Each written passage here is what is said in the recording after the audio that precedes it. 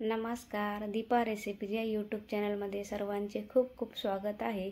चला तर मग मी आजची रेसिपी घेऊन आलेली आहे। गुळाचा चहा कसा बनवायचा आहे ते सांगणार आहे। आणि हा गुळाचा चहा अजिबात नासत नाही किंवा फुटत नाही।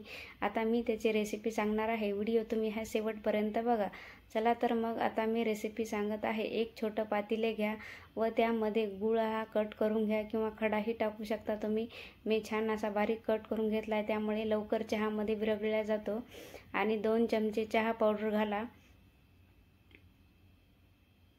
आणि आता आपल्याला लागणारी वस्तू म्हणजे अर्धा कप पाणी लागणार आहे। जर तुम्हाला 3 ते 4 जणांसाठी करायचं असेल तर तुम्ही तिन्हीचंही प्रमाण वाढवू शकता। आता हे पातेलं आपण गॅसवर ठेवायचं आहे व आपला चहा उकळी येईपर्यंत आपण दूध हे गॅसवर गरम करायला ठेवलेले आहे।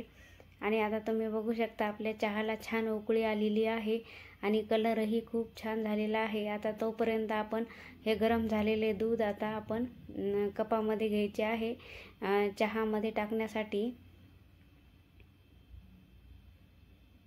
तुम्ही बघू शकता दूध किती गरम झालेलं आहे, वाफ पण छान निघत आहे। आणि आता आपला चहा हा छान उकळलेला आहे। जेवढं पाणी टाकलं होतं ते किती कमी आटले आहे, तुम्ही बघू शकता पाण्याचं प्रमाण किती कमी झाले आहे। आणि वासही खूप छान येत आहे। आणि आता आपल्याला यामध्ये दूध घालायचे आहे। दूध घातले की पटकन गॅस बंद करायचा। गॅस जर चालू ठेवला तर आपला चहा हे फुटतो। आणि पातेल्याने एकसारखा हा असा हलवत राहायचा, म्हणजे सर्व एकत्र एकजीव होतं ते। आणि आता आपण गाळणीनं गाळून घेऊयात।